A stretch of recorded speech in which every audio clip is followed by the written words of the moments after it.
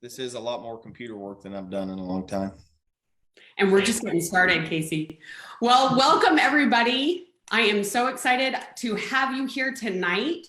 We are just sitting amongst some pretty exciting company tonight, Chelsea and I have. And I just want to first off introduce myself. My name is Sheley Brien. I'm founder, co-host here at ReinerStop.com. And with me, I have the lovely Chelsea, my co-host, my partner in crime. And I would like all of you guys, as we are coming on live right now, please do me a huge favor. It is Chelsea's birthday today. Oh, happy. We are live. I'm working her like crazy. We don't stop. So Chelsea is on today. It's her birthday. If you guys could wish her a happy birthday in the comments. Let her know that we love her so very much. Favorite emoji. I mean, there's the punk rocker emoji. I don't know if you guys have seen that. It has similar hair to Chelsea. So you can put that one, balloons, whatever. But please, Chelsea, obviously, happy birthday. Said it multiple times and I won't stop because she celebrates the birthday month, just so you guys know. So please wish Chelsea a happy birthday. And today, we are so excited to have the guests here that we do. And I just want to let you guys know here at ReinerStop, on our weekly TV episodes, we are focused on education, entertainment, and we approach reining topics differently than has ever been done before. And, one thing that Chelsea and I set out to do when we created this ReinerStop TV was to bring you relevant and timely topics with the goals of increasing in transparency and integrity with the industry. And with these two gentlemen that we have as guests today, the bar is getting set higher and higher and higher. So with that, I'm going to turn it over to Chelsea. I think our tech is working and we are ready to proceed. Yes, thank you guys so much for the birthday wishes. I appreciate that, Sheley. I do celebrate all month. I felt like sitting and being able to watch I love announcing, don't get me wrong, but being able to take in the Futurity finals was like a great start to my birthday week. I was like, this is great. Thank you. I'm so honored to be here with you guys. Love doing this every single week. And what guests we have today, I will do a full intro for you guys in just a moment. But of course, we have Casey, Deary, and Aldo Ramon of Rancho El Fortin, your newest 2021 NRHA Futurity winners. And before we dive in, as you guys know, this is an open conversation. We're going to be including you guys, the audience, and we welcome your questions. So now is your time. You can start firing those off for Casey and Aldo. But before I do an introduction to them, Sheley and I want to share with you every single week. We want to make sure that you are getting relevant and up-to-date news on what's going on here in the reining industry. So before we dive in with our guests, we're just going to do a rapid fire of a few of the headlines that if you are in the reining and working Western world, you should know about. Your NRHA Stallion auction has now kicked off along with the Buy a Pro. Proceeds going to NRHYA, so make sure that you guys participate in that. How about the cutting this past weekend, 230 to win it. And I believe that's the highest score ever to win the cutting futurity. So congratulations. Would he be tough? Took home a 2001 stallion. I'm baffled by this number, you guys. Sold for $1.3 million. A 2001 stallion, 21 years old, sold for $1.3 million to Solo Select Horses and Caleb Turlick. I found these stats interesting too. Sired more than $7.1 million in earnings. Will now stand at the Lazy E Ranch with a $5,000 breeding fee. 1.3 million. We're bringing some money in for these horses, which is impressive. In reining news, Smart Spook and Shiner's Voodoo Doctor have officially moved the needle. So Smart Spook unofficially has passed as a $7 million sire. Congratulations, Daniel Schlomer and Tracy Brumley with you guys' Futurity rides moved over that $7 million mark. So congratulations to Smart Spook. And then Shiner's Voodoo Doctor moves across the $1 million sire mark. He was a little under 36,000 away before the Futurity. And of course, we saw quite a few of the Shiner's Voodoo Doctors at the Futurity that moved him over that $1 million mark. And then lastly, at least for today, we've seen some conversations in reining forums, from emails, from text messages that we've gotten about the NRHA judges system and how it works, that big giant bubble between 0 and +1/2, you know, that kind of catch-all thing that we see. And in the finals, we've heard some chatter about the only 2 +1.5s that we saw. And we have had quite a few judges topics on ReinerStop TV this year. And our most recent topic, which was just last week, actually talked about those +1.5s, why that happens, why we don't see more, maybe how we could see more, what to do with that bubble. And we've had some judges on to actually talk about it. So I would encourage you guys, one of the things that we've done to make it easier for you to consume these kind of interviews is started to list them on our website. So you can go to ReinerStop.com/TV, and we will have all of our interviews there that you can watch at any point, at any time, with easy to access, including today's interview. So for those of you guys that might want to share this out to people who couldn't join it live, you can grab a copy of this video at ReinerStop.com/TV. Shall we dive in? Yes, I think we should dive in. And as you guys are joining, we continue to have more people continuing to join us. We absolutely love that. Just so we get everybody engaged, right? This is a two-way conversation. We encourage, we welcome you guys to comments, questions, opinions, you know, anything, any fun stories you have on these two gentlemen. We love to hear them. I know Casey's might have a few. So you guys join in the fun here.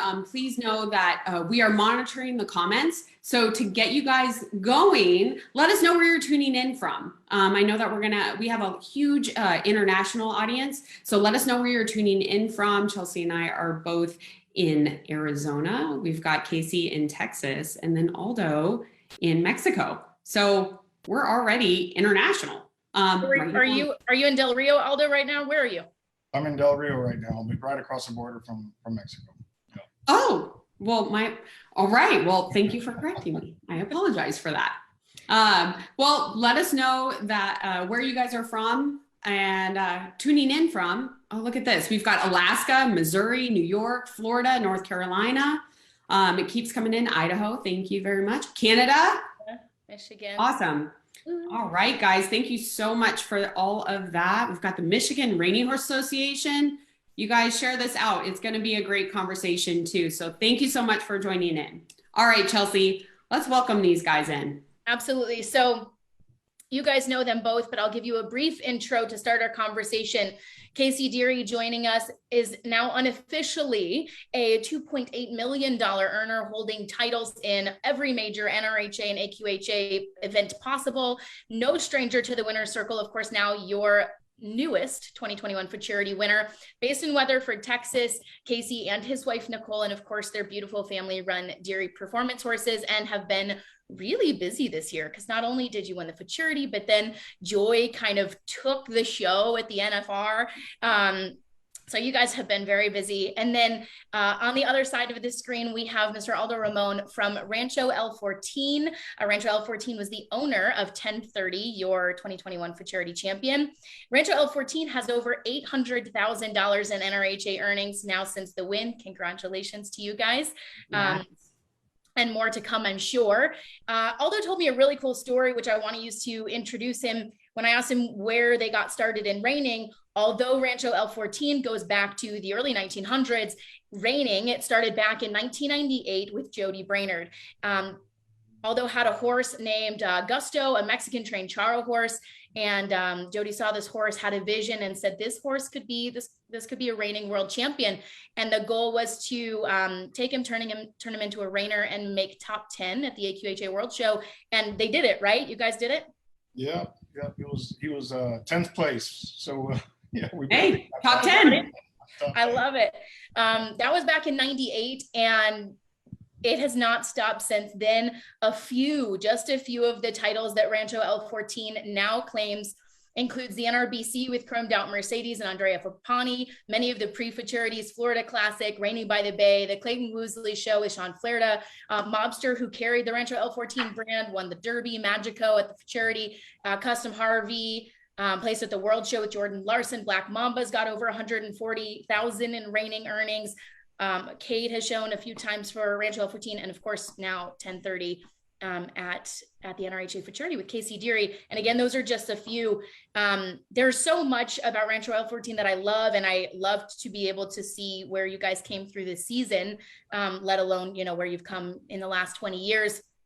Why don't we start off, Sheley, with a few rapid fire questions for Casey and Aldo together, and then we can kind of get into the nitty gritties. Yeah. And so those of you that are tuning in with us, and we keep seeing that number go up. So thank you for keep joining, share it out, because you know we're going to have some fun here, and it starts with these questions. So I told the guys before we got started that I had some questions for them, some little icebreaker questions. And they have no idea what my questions are. So the first one is actually, who drew draw number 1 at the draw party? Who picked it up? That would be my lucky child, Joy. I was thinking it was Joy. I was like, it's got to be one of the kids. I knew it. Yeah, that 10:30 is Joy's baby. She loves that horse. She's every day in the barn. She's down there kissing on him. And so whenever it was time to draw, there was really no question on who was going to do it. So. But she's drawn good for me for a long time. She drew for She's Out of Your League when she won the Futurity, and she drew last on that one. So she's pretty good to pick one. Well, now she's drawn first and last for you. So you can only trust that it's right. That's right. That's perfect. It was, you know, it's so funny. It's always when you walk up to that table and you're like, oh gosh. Yeah. Which one? And I love that Joy, she probably marched right up there, saw the one she was going to pick and knew it. And especially if she is a lucky charm for sure. Yeah, exactly. That's awesome. Casey, okay. Casey wasn't sure though. When I told him, I said, draw 1, I asked. And what'd you tell me, Casey? I said that I'm in the process of trading that child for a puppy. Yeah.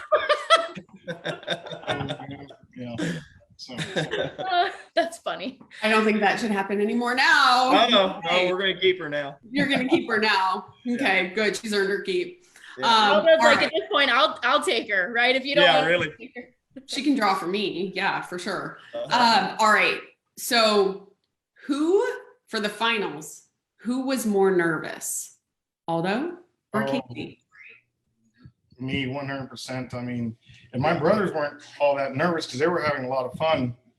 And but for some reason, since I had no control over what was happening, I was pretty nervous. And Casey was cool as ice, and he, you know, at one point I said, God, I'm nervous. Why? It's like, well, we're draw 1 at the fraternity finals, and he was like, oh, piece of cake. Yeah. So that's exactly what he told me. So, you know. That's awesome. That's Casey, good though.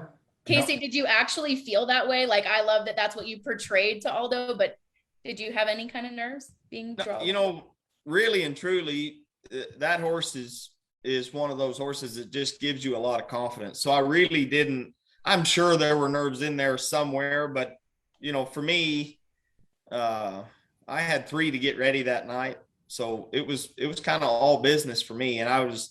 Really, the way those horses shook out, it couldn't have been better if I had planned it that way, because I had ample time to get that horse ready. I knew exactly when he was going to be going, so there was no chance of me, oops, I'm sorry, I got caught talking to somebody and I needed 10 more minutes. So it worked out really well for that horse.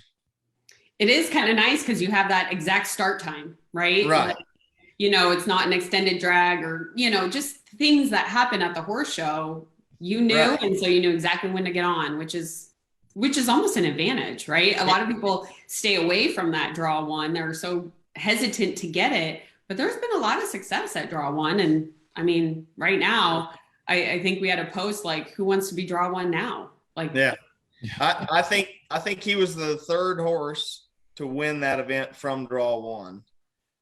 As best I can tell, it was Doug Milholland on Silver Anniversary, and then Frappuccini did it on Little Joe Cash. So yeah, all from draw 1 there. All from draw 1. I think there's been a couple in the Derby, but I think, yep, you're right with the Futurity. It's exciting. It's exciting. Yeah, it really was. All right. And I know we'll go ahead, Chelsea. I've got one more rapid fire question. And I know that both of you guys are going to have to answer this. So I want both of you to think of your like gut reaction answer and then hold on to it. And I'll ask one and then the other.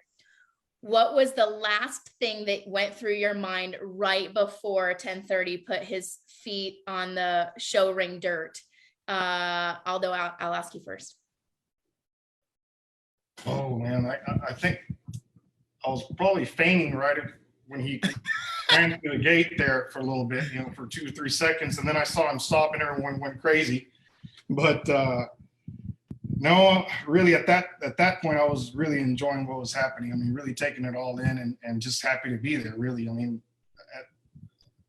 win or lose, at that point I had already just kind of relaxed. Before that I was having a lot of trouble. And after. And after, yeah. I know you had to wait the whole show, the whole long. He wore out a pair of boots there, I promise you. What about you, Casey? Last thing you thought right before, that run-in? So once I got through the gates, what I thought was, man, that's loud. It was, I've competed at some pretty cool places and some pretty amazing venues. Run for the Million would be one of them, but I don't know that that I've been anywhere that it was that loud. And that little horse is so feely and quick and responsive that going through the gates, I'm thinking there is no way he's going to hear me say whoa. But he's so good off my hand that I was able to make sure that he got that signal, and that horse never missed a beat. He was great for me the whole time. So that was what I was thinking coming through the gate is, oh mama, that is really, really loud. I love it. Crazy. And go ahead, Sheley. I wasn't there, but listening to it, my heart was racing. I could only imagine being in the Coliseum and hearing that when you're coming in, the screams, the people losing their voice, there were so many people in the stands this year, which was amazing to see again. Just such a whole new level of excitement. And Casey, or I should maybe ask Aldo. So we have Mr. Matt Mills chiming in our comments, and Matt just asked if he can show 10:30 at the NRBC. So I'll arm wrestle you for him, Matt. It's like, oh, Matt, get in line, buddy. I don't think so. You're Matt probably behind Joy on that deal. Yeah. Probably. Yeah. Matt also wants to know, and I think this was a question for Aldo too, what you ate right before you went.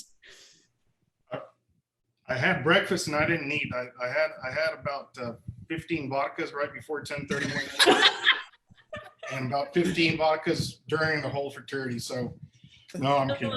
No, I didn't need a whole lot. I love it. Yeah, that's awesome. Oh no, now Gabriel Diano is saying he's first. Get in line. So we'll see, guys. We'll see. All right, let's dive in here. Let's talk about, this is fun because we could do these rapid fires and have a lot of fun with these, but we really want to get into the meat here because it's such an amazing story. And Aldo, maybe would you share with us your experience in coming to purchase 10:30? How you found him, what you were looking for, and then obviously partnering up, or not partnering up, but having Casey as the trainer. Yeah. I had originally called Casey, I think it was sometime in October. Mm-hmm. And I asked him, I had a filly at that time, and I asked him if he would be interested in riding this filly for me. He said, absolutely. And I said, all right, well, I'll get her ready and I'll send her sometime in December so you can start her in January. And that was it. And the filly had something happen to her, fell down, something happened to her jaw. And I asked Casey, do you have anything that's worth looking at? We'd be maybe interested in purchasing something. He said, well, what caliber are you looking for? I had talked to several other trainers too, that they had sent videos of other colts, and we have been looking around at about 15 colts. And I remember Casey, he said, I have one outstanding 2-year-old. And and I said, well, we'd like to look at him. And then I asked the price, and then he told me, and then I said, never mind.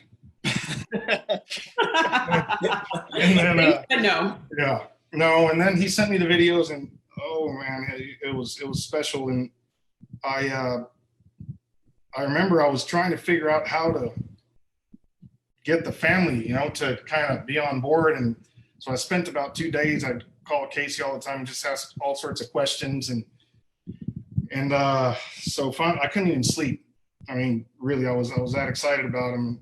I talked to some of my brothers and slowly started getting him on board. And I asked Casey, hey, could you have a conference call with us? And he said yes. And we had that conference call, I think, in November. And I think late November we bought him. I think that's kind of the way it went, huh? Maybe December, but yeah.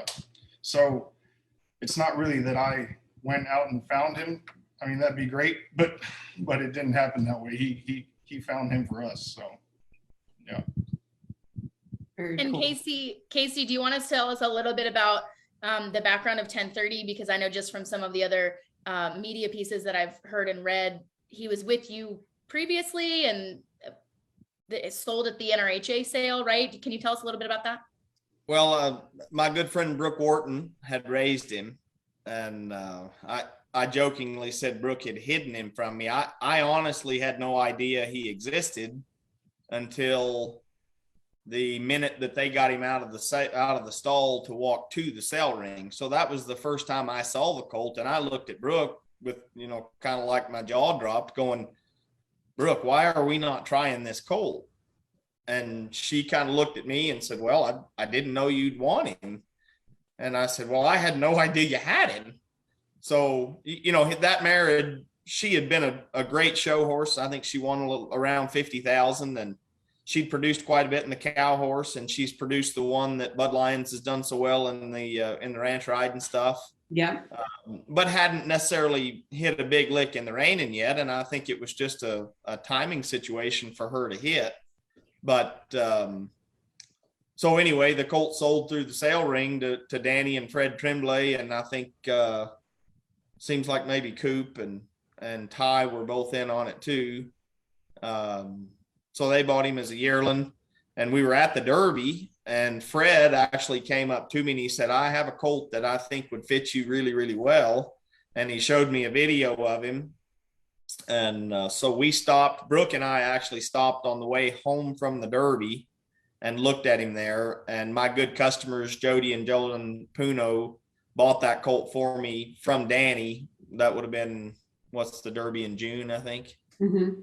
So, at that point, Danny had him kind of doing everything. There was really no guesswork on whether or not he was going to be able to do the part. Now, you don't know to what level they're going to be able to do it, but there was really no doubt that he was physically capable of doing all the maneuvers. So Jody and Jolyn, had the colt, and obviously we're super excited about him. But in the process, Maverick wins the NRBC, and I really wanted Jody and Jolyn to really focus on promoting that horse the way they need to. So obviously Jody and Jolyn still own Gunnatrashya, and they also have a very nice 2-year-old here by Gunnatrasha out of She's Out of Your League. Wow. They own 1030, and they owned Maverick. And so it was against Jody's will, really, that I offered 1030 to Aldo. I'm still thinking she's not super happy with me, but at the time I thought, her best bet is going to be to push 100% behind Maverick and give him every opportunity he needs as a breeding horse. So, it all worked out. I'd love to say it worked out like we planned it, but I just knew 1030 is a special horse, and what better guys to have own it than Aldo and his family. So it worked out pretty well. That's I love great. it. That's great. Now, Aldo, maybe you could offer just a little bit of insight as an owner, right? No offense, Casey, trainers get a lot. I'm going to focus on Aldo for a minute. Just as far as an owner, and you've been in the game, you understand it. but being able to like call a few trainers when you're looking for a new horse, whether it's a 2-year-old prospect or yearling or something that's maybe a derby horse, is that typically what you do? Just start calling a few of the trainers and showing interest? What advice would you give someone that wanted to start looking for an open prospect? Well, yeah, I did call some of the trainers that we had worked with in the past, the big names and some of the guys that have always taken care of us and throughout the years since we started. And I keep Jody in the process throughout this whole time. He's always been pretty much part of the family, and he's, helped us out a lot. But once you start getting those videos and, prices are getting crazy right now. I mean, everything is worth a gazillion dollars, but you look at them and after 20 something years, you kind of know which ones are more on the special side and which ones are not really what they're saying they are. Mm-hmm. And, gut instinct also, it's just something tells you, it's like something that, but also listen to your trainer. I mean, the owners tend to think that we know more than we do. And the truth is that they're the ones that are on them every single day. They know them 1,000 times more than we could ever, know a horse. So listen to your trainer and pay attention to what they're saying and whoever you trust the most, I guess, go with them. And in this case, it was 1030 and Casey.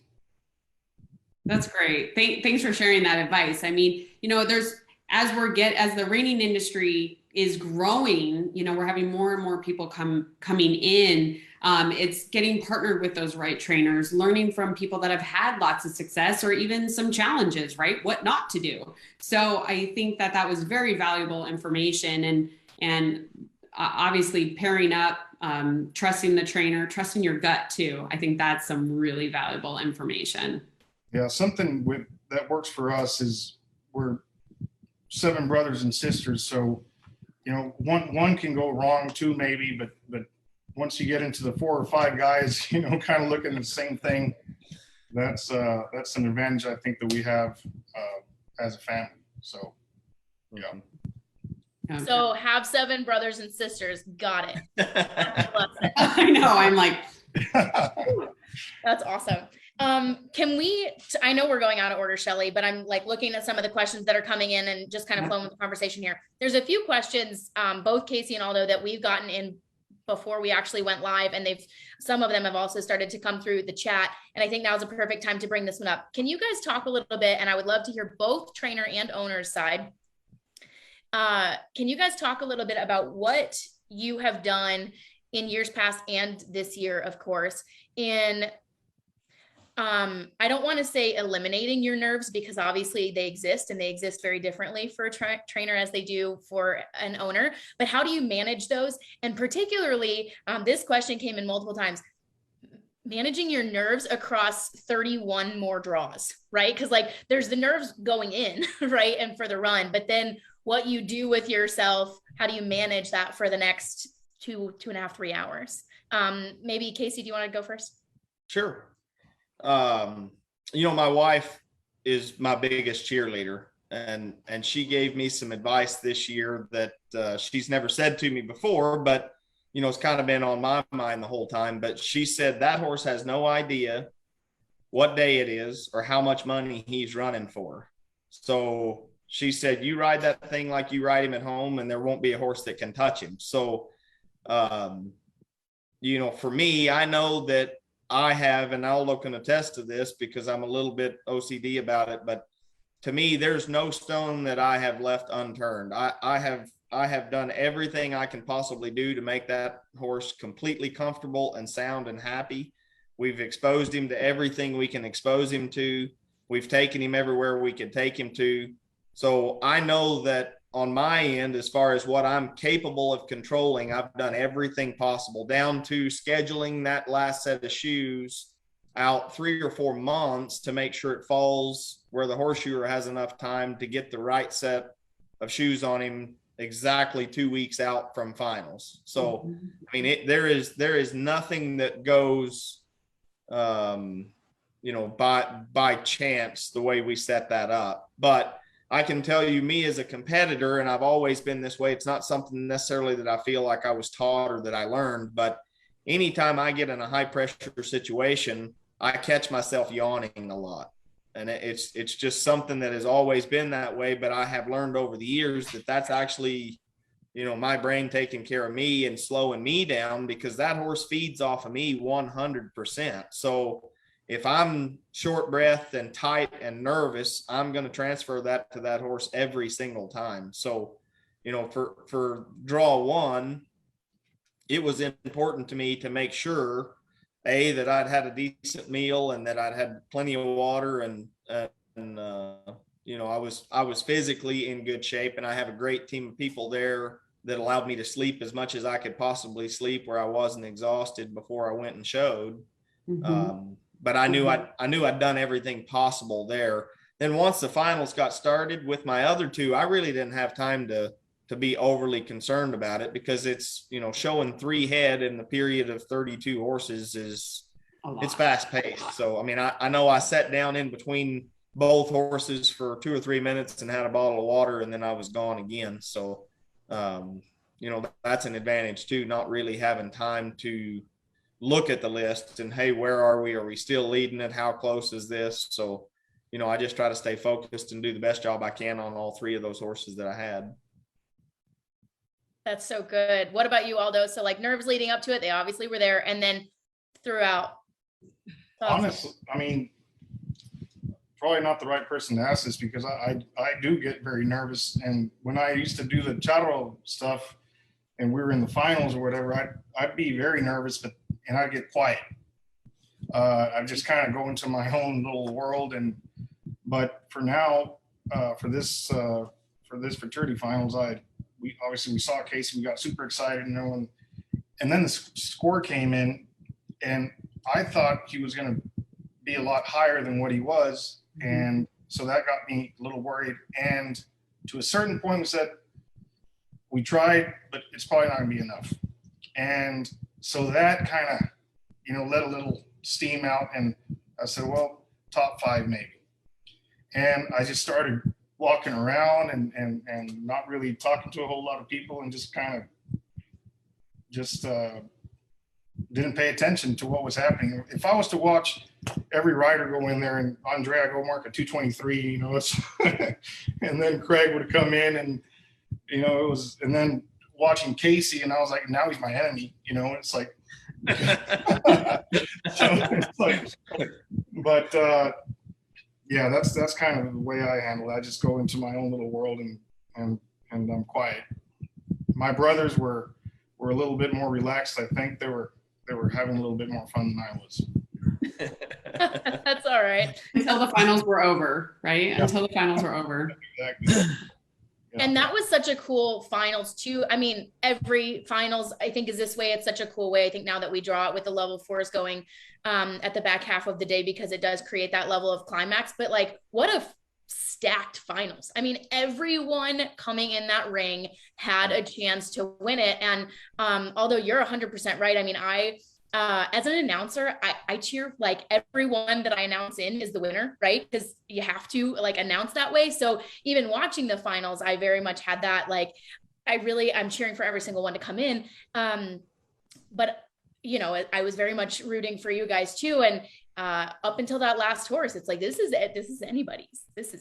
And that 223, although a good score, I think there was a lot more to be had there. And it was like, yeah, anybody could hit that 224. And so the bar was set. That's the thing. That's the advantage of draw 1. The bar is set now, right? So to be above that, they had to perform better than 1030. So that put, you know, I don't want to say added pressure on the judges, but the bar was set at that point. So that was very, very interesting. Now, I want to point out something really quick that you said, Casey. Just as an exhibitor myself, I do a lot of reading. I'm actually reading this book right now that from an Olympic gold medalist and talking about preparing, right? Talk about pressure. You're support, you're representing your country. You're all over the world.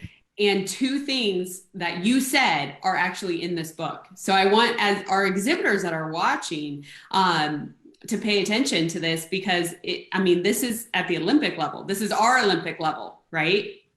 But the first one was what Nicole shared with you. You took it away, like the win went away. It was the process. You focused on the process, and that took away the pressure of being like, oh my gosh, 350,000. Oh my gosh, all these horses are amazing. I have to win. You just took it back to, let's focus on the process. Let's get everything lined up for this horse. I'm sure, and maybe we'll get into this, but communication with the owner and your whole team, your whole staff, it was focused on the process. And I think that is such valuable information for any exhibitor at any level to remember. And the other thing that you mentioned was yawning. He talks about yawning, that you'll see a lot of the Olympic gold medalists yawn because it actually slows your body down and it puts more oxygen into your system. Right. So two things to give you mind clarity and to just kind of slow down your mental process. So you were doing these things naturally, but obviously performing at the same level as an Olympian. So I thought that was very, very unique. Yeah, that's cool. Chelsea, what question should we go to next? I know, we're cruising through in time. We've gotten a couple questions. Should we take a couple audience questions and then move on? Yeah, let's do that. There's a question that you and I both had planned and that I've seen show up from the chat. So for those of you guys watching, and I see that we have quite an audience, so thank you guys for tuning in. Drop your questions in now and we'll put a few of them in front of Casey and Aldo. Let me bring this one to you guys. So, and again, perspective from both of you guys would be great. So Casey, you had the leading score coming out of the go round. And then, obviously had a show strategy going into the semifinals and then draw one. Like, what a sequence of events. Can you talk there? I'm going to read the question as it came in from someone in the audience. At what point in the Futurity did you realize that 1030 was the horse to beat? Did you change your riding schedule? Did you do anything different in the sense of saving his legs for the finals, et cetera, et cetera? Can you talk to us a little bit, Casey, from the show side of the strategy around all of that? Sure. I have to think that breaking my neck last year was a very valuable lesson in a lot of ways. I was forced last year to prepare my horses differently just because I couldn't manage the pain. So I knew going into it last year that I had done the best job I could possibly do on the three horses that I showed there. And so I literally was only able to ride for, 10, 12 minutes, maybe 15 minutes at a time before I had to get back on the ice. So the way I got those horses ready last year was not by choice, but those horses were bright in the finals. They showed well. I ended up third on one and fifth on another. And they were good horses.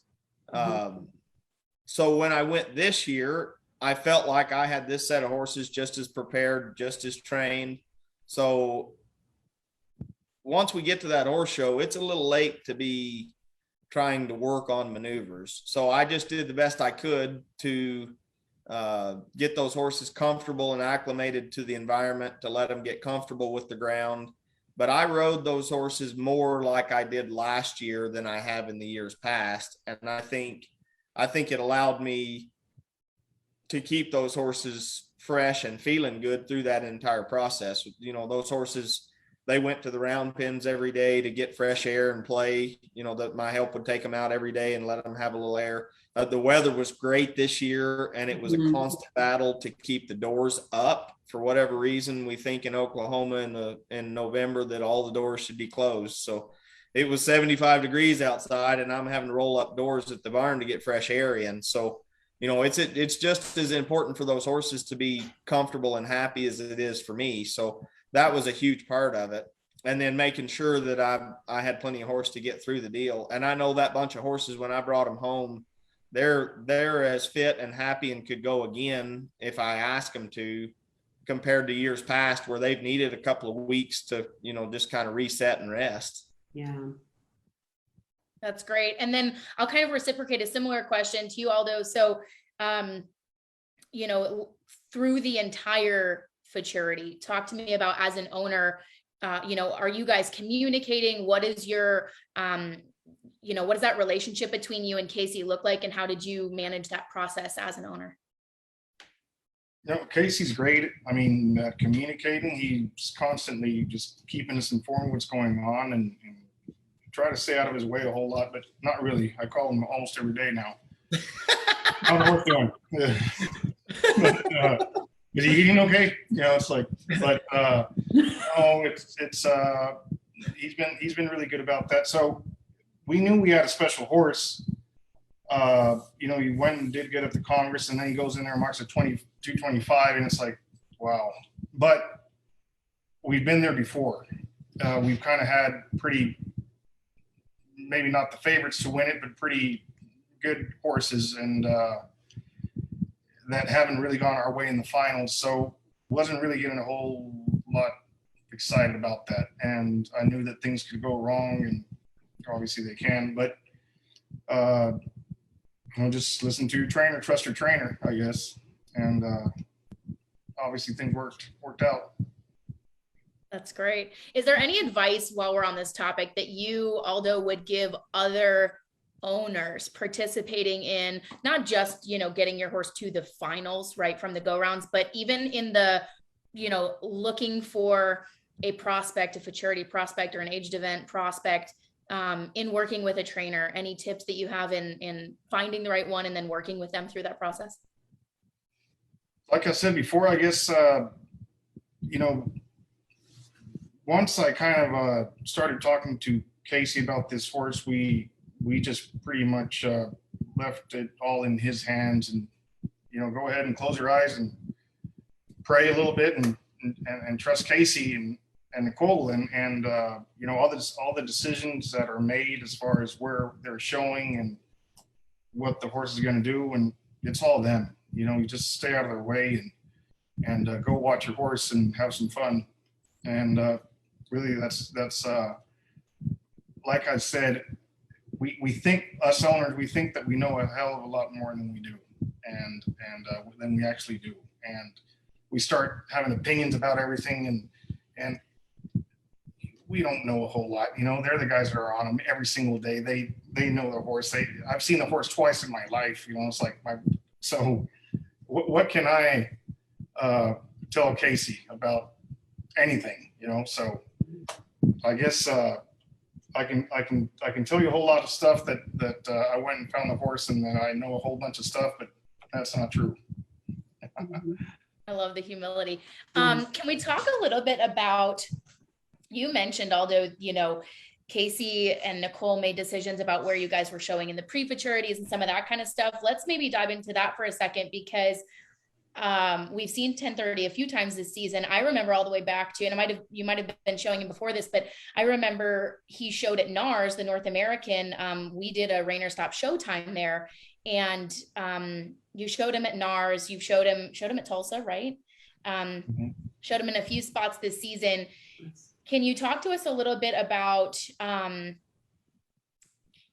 Casey, how you made some of those decisions, and then how you work on the improvement from when you start showing and what you learn in those early stages? I mean, NARS is in July, you know, to get him ready then for the futurity. Sure.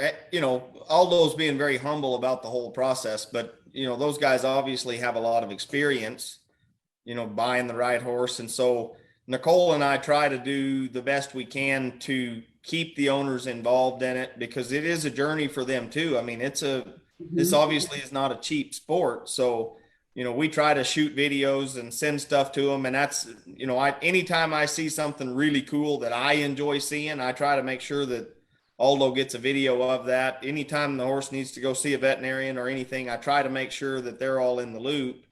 Nobody likes to just open the mail and see a bill and go, well, what was that for? So we try to make sure that that's huge. That our owners are involved in the process. But Aldo has been, the whole family there, they've been great about kind of letting me gear that horse to where I felt like he would be the most successful. And the run in Tulsa, I'm trying to remember, Aldo, did we take that horse anywhere before Tulsa? I don't think so. I think it was Tulsa and then the Congress, wasn't it? I think Tulsa was the first place we took him. I don't remember taking him to NARS. Oh, that was with the new invitational show also, wasn't it? Correct. Yes. Yep. Okay. Yeah, and see, I sent horses to that horse show, but I don't recall taking him to that one. But I do know that Tulsa is always a great place to get one ready. The ground is really good there. There's places to ride and warm up. That's a really big arena, so things come at you a little slower in that big arena. And like I said, this 1030 is he's a very, very intelligent horse. He's not a horse that you really get to go, I'm sorry, I didn't mean to do that. It's if you could compare him to a dog, he would certainly be a border collie. He's very intense. He's very aware and attentive of what's going on. And so it was important to me to make sure, and I think Aldo and I had this conversation, when I go to Tulsa, my goal was not to win Tulsa. My goal was to go give that horse a good experience and lay the foundation to go show him, at the Reining Futurity. So everywhere that I've taken that horse, even all the way to the Congress, obviously I'd love to win the paychecks, but it's more important to me to make sure that I put that horse in a position where he can move forward from there. And like I said, those guys have been really, really great to let me do what I need to do to get to that spot. That's great. That's great. And, I guess maybe Casey, just kind of in general, when you're preparing 3-year-olds, right? And you get to their 3-year-old year, and now, I mean, there's a lot of different pre-futurities out there, all over the country, different levels of added money. Obviously, arena is a huge one. I mean, Congress is a tough arena to ride in. It's definitely comparing to Tulsa, two totally different arenas. Do you take that kind of a similar process with all your 3-year-olds when you're planning out their year? Absolutely. I mean, I want to look at the pattern that they've called for that year.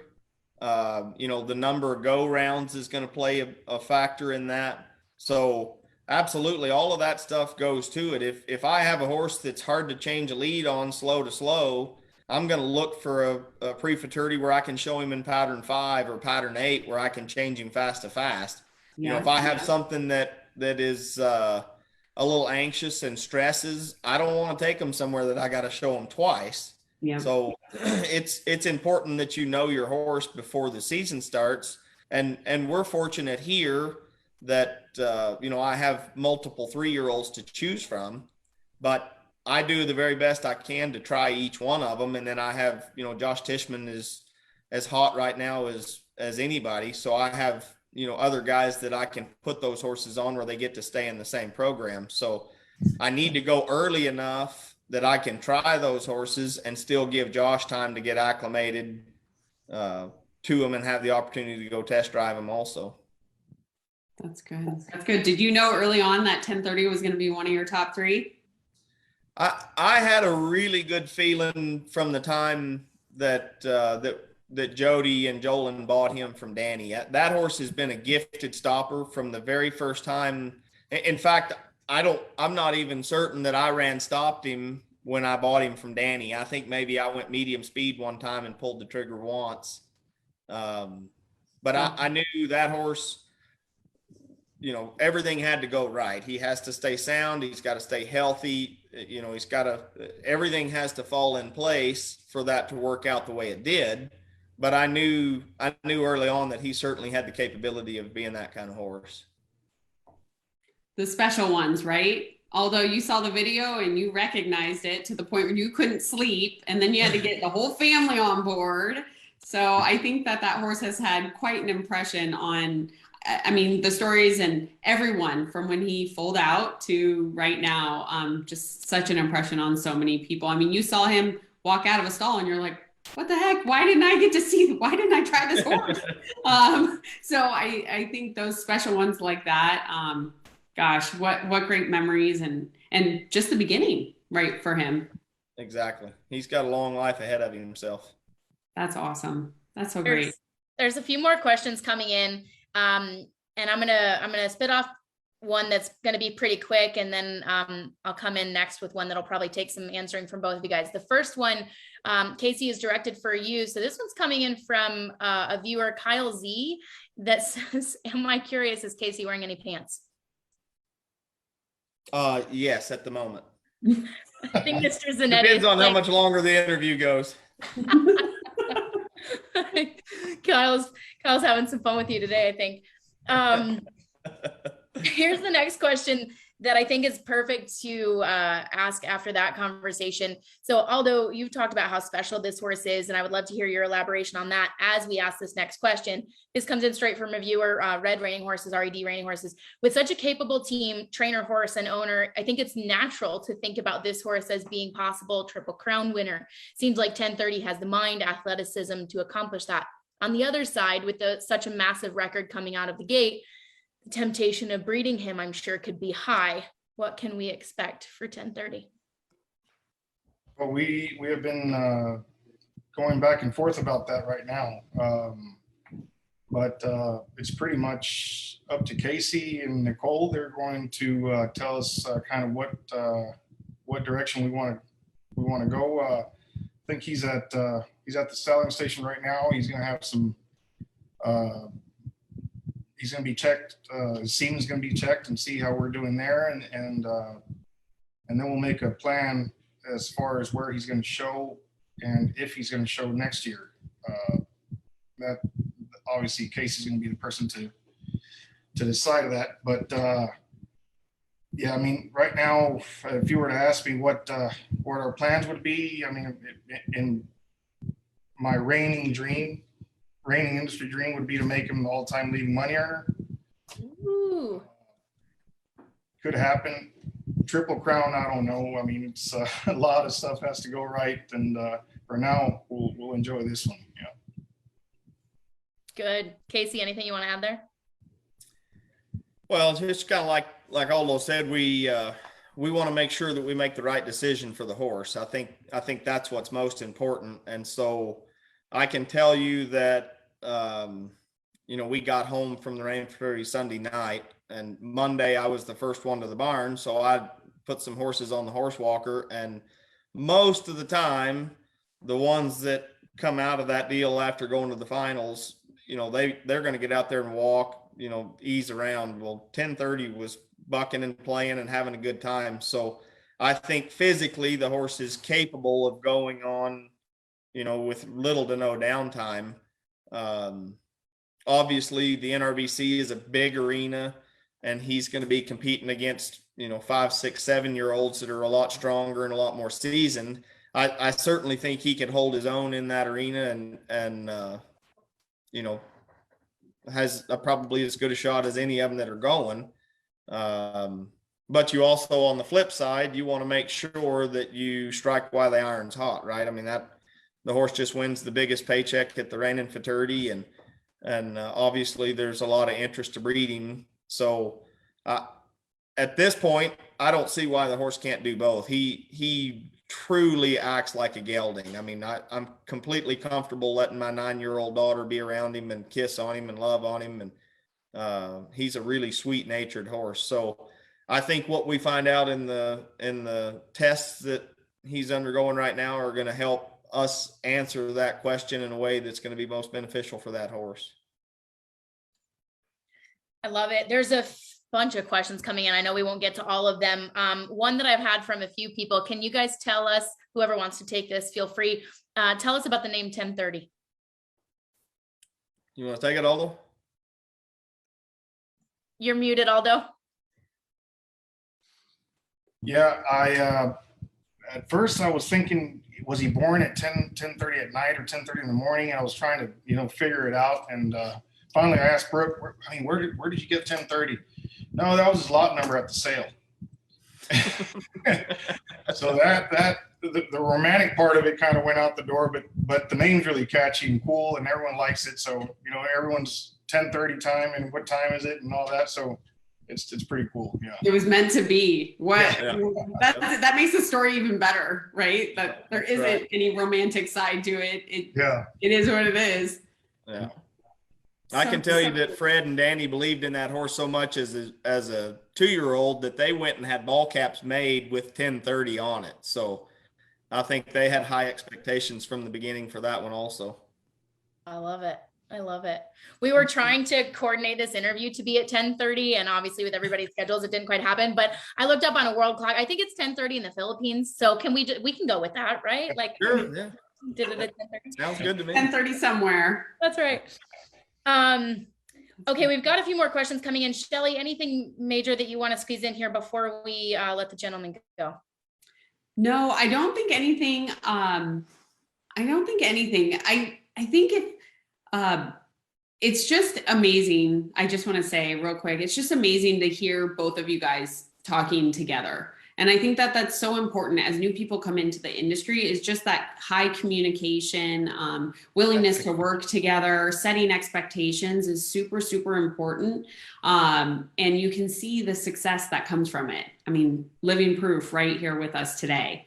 So I just kept hearing that over and over and again. And maybe you guys in the audience, is there any kind of consistencies that you all kept hearing, or a big takeaway? If you had a big takeaway from today's talk, share it in the comments, and let's, all take something great from this that we can apply into our reining lives. I'll ask a question to wrap up while we give our audience one last chance to kind of chime in here. And I'll rally in one of the questions that came in from Rebecca. So one of the things that I found interesting, my father has a long history in NRHA, the judges program. And so kind of as a kid coming up under Brien, I was fascinated with the judges program, and I kind of study it in a nerdy way, especially considering I'm not a judge, I'm an announcer. But I really, truly love and appreciate our judges program and the way that we judge our sport, which I think is why I appreciate reining for what it is, because of the objectivity of it and what it is. When we had Brien and Jody on a week or two ago to do an analysis of the futurity through the judge's eyes, right? Looking at the scores, looking at how the scores panned out across multiple goes, et cetera, et cetera. And one of the things that they mentioned was that when they looked at where spread scores happen, and they have some philosophies on why they happen and all that kind of stuff, which is a great conversation. But one of the things, Casey, they pointed out was that in 1030's runs, in all 3 goes, go around semifinals and then the finals go, it was always a tight score. There were not significant spreads. I think the most spread we ever saw was a 1.5 spread. And one of the things that they shared about that, and I'm paraphrasing obviously, but was that the run was straightforward, right? What you showed, you in 1030, was obvious, right? It was clear what it was. It was easy to mark, right? Or to give it the mark that it was. I find that fascinating, and I think that says a lot about the horse. And so my last question to both of you, Aldo, I'll ask you, and then Casey, I'll ask you first. You guys have spoken a little bit about your perspective on what makes 1030 special, especially from some of the stories that you've given. Rebecca asked, if you were to stand him as a stud, how would you separate 1030 from Maverick? Can you speak first, Casey, to what makes 1030 special and how you'd kind of separate him from some of the other studs you've had success with? And then Aldo, same thing. I would love to ask you that same question in terms of what you saw out of 1030 that really made him stand out against others to you. So for me, I think there's a ton of similarity in both of those horses. I think that they both have a really high potential of getting the scores that are going to win the Reinings. They may go about it a little bit different, but I think the consistency that you see there is both of those horses really love their job. They both, if you watch both of them, their ears are really good. Their tails are quiet and they're happy. You saw the 1030 there. Every time I showed him, when I'd slow down, that horse would actually lick his lips while he's loping slow circle. That's not something you can teach a horse. That shows you that horse is very comfortable and confident in the job that he's doing. I can tell you that I feel the same way about both of the horses as far as how they get marked. I think that both of those horses do things with such ease that sometimes they are not paid what we think they should be paid, because they do things in an incredible way, but they do it in such a happy, easy way that it makes you go, that was fantastic, but it looked effortless. So, you know, I look at both of those horses. Maverick's got a little bit more size on him. He's got a little more foot speed turning around. You know, he's going to be a little flashier to look at. 1030's a really good mover, and he's flat top line, and he's got a really incredible front end running and stopping. So I think there's similarities there as far as how they approach their job, but I think they're different enough individuals that, you know, I honestly, I think you could stand them in stalls next to each other, and they're both going to breed different kind of mares. And I think it's both going to be a positive influence on the industry, because I see those horses passing on those traits. You know, I know for sure with Maverick and the mare line behind that and the consistency in the family, there's no doubt in my mind that he's going to pass those traits on. Yeah. And I think if you look at 1030's mother at the kind of show horse she was, I think that I think you'll see a lot of those same similarities passed on through him as well. Love that. Aldo? Thoughts for you? Well, he pretty much covered everything, but I mean, when I first saw him, obviously, I mean, you watch videos and you get all sorts of videos from a bunch of colts, you know, and it was all around the same time, and you see this horse doing stuff that the rest aren't, and being so relaxed about everything that he's doing, and, you know, not without much effort. And then he, like Casey says, I mean, he said he acts like a gelding, you know, and then he's constantly, I'm constantly receiving pictures of Joy and videos of Joy riding him and hugging on him, and he's just a puppy dog. And you know, I've been around horses my entire life, obviously not at that level of horse, but those are special. You know, those are special individuals. You don't find them very often. And then he goes and wins the Futurity. That obviously is the icing on the cake. But before that, major big time trainers are all saying, what an awesome horse, you know, when I was talking to him throughout the year, and everyone's just saying, that's an incredible horse. That's an incredible horse. That's probably the favorite to win. And it's like, please stop saying that, you know.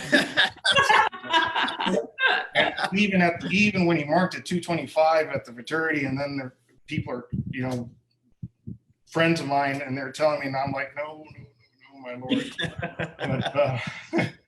But yeah,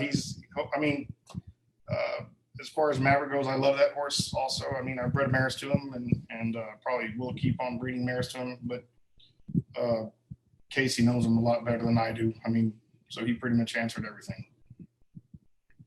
Aldo, anything, you know, what should we be looking for from Rancho El Fortin in the next few years? I guess as a family, what we would really like is to be $1 million owners. I don't know how many $1 million owners there are, but not many. And I guess for us, that would be a big time goal that my dad would have wanted, and that's probably next. And maybe sometime in the near future, finding another Futurity champion. If Casey finds one for us, but no, we're very blessed. We're very thankful for everything. I mean, if we never win anything, we're fine with it. It's been a long journey, and we're happy where we're at. I know Reining's happy to have you, and especially with that kind of attitude. Thank you. Yeah. I love it. Okay, well, I know that we are already over our hour mark, and I want to honor everybody's time.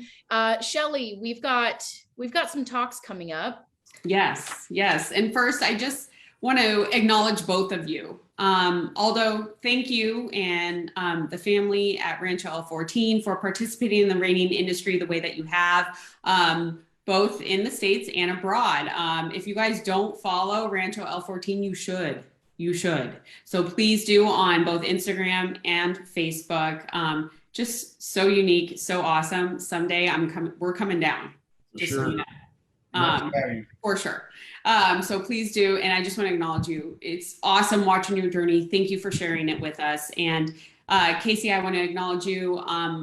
Love your humility, your joking nature. I know that we got a lot of those comments from a lot of your pals. And just the fact of, keeping the integrity high, the communication high with your clients, and really honoring our horses. So thank you so much for that and for joining us today. So also, let me just dive in really quick because I wanted to mention this and I forgot that I wanted to mention it. And you said something that reminded me. I announced the main arena at the Derby, and I want to say thank you to both Casey and Aldo, and of course, Rancho El Fortin at large, with being draw one and what you brought to our industry. Because for me as an announcer, like the opportunity that reining has to expose and bring horses to the world, I think is at our fingertips. It's such a cool sport and it creates such a partnership and connection with our horse that I think everyone could benefit from, right? Every little girl in the world should have an access to a horse, in my opinion, and reining is a great portal to do that. We have such a fun sport, and I love the Derby and Futurity because of that excitement that it brings. And I truly believe, because Casey, how you show horses, because of how phenomenal 1030 was, and Aldo for the entire South American support that we had when you got, Casey, when you came in and those feet hit the dirt and draw one, it lit the Futurity on fire. And I think it set the tone for the rest of the Futurity. I truly believe that. So, it took all parts to make that possible, but for someone who wants to see reining truly become a household name and a spectator sport and enjoyed by everybody across the globe, you guys are paving the way and doing your parts in your individual roles. So thank you for all of that, including being on today. Appreciate it. Absolutely. Absolutely. All right. Well, just as you guys know, we have these weekly, and next week, you get Chelsea and I, but we have some really exciting news. We're going to close out the year, share some of our accomplishments, like having these two guys on, being able to witness that. But we might even have some giveaways. So you're going to want to tune into that. That event will be posted shortly. It is going to be next Tuesday. So you're going to want to tune in for that. And then we're going to take a couple weeks off, right? Maybe recharge, plan out, finish bringing everything that we have for 2022. And I'm going to let you guys know the week of January 10th. So that's the second week into the new year. We are going to have your level 2 and 3 champion, Jesse Beckley, on with us. So super excited to have him on. So you are not going to want to miss that. We will again have that event posted. So you want to make sure that you sign up for that. Chelsea, do you want to let everyone know our text number? The text is so great, you guys. We keep getting messages daily. Add me into the text. We just send you a text, let you know, hey, we're going live. Come join.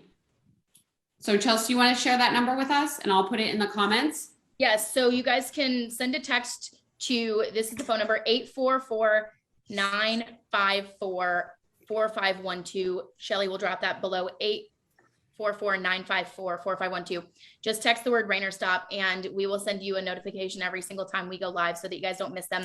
And then as we mentioned, we are now uploading these to our website so that you guys can go back and catch them at any point. I know that we're all busy, we're all doing stuff, we're riding, we're doing all the things. So we don't expect that you're on every single time live, but you can always go back to ReinerStop.com/TV and get these at any point. This will be up in about 10 minutes. So you will be able to watch this afterwards and share this with friends and family. And that'll be my last ask for you guys. And then we have a few winners to name. Is that if you guys found any value in today, and of course want to show your appreciation to both Casey and Aldo and Rancho El Fortin, please share this with a reiner or some reining friends that you have. We appreciate so much all of the text messages and the DMs that we get for how much a talk with an expert has impacted them. So we appreciate you guys being a part of the ReinerStop Nation and of course sharing this as well. Yes. And then I have some winners to announce. We have some ReinerStop swag, some stickers to give away. So from last week's talk with AQHA, we had Robin Glenn on to talk about breeding and pedigrees. Congratulations to Melissa Rennie, one of our commenters. So if you're listening, Melissa, drop us an email, support@reinerstop.com. We'll get you your awards. And then from this talk, we did a random draw from the commenters and Aubrey Malone. Aubrey Malone, if you are still on with us, same thing, send us an email. We want to send you some gifts to say thank you from our ReinerStop family to yours. Yes. Awesome. Thank you, gentlemen. Again, thank you, listeners. We are here for you, and just can't wait for the new year to start. And right, Casey, like we talked about, what have you done for me lately? Turkey's over. Now we're on to the next year. Let's go. Back to work. Back to work. Back to work. All right, guys. Good night. Hope you have a wonderful night. Thank you, guys. Thank you for having us. Thanks a lot. Thank you. Bye-bye. Bye-bye. Bye now.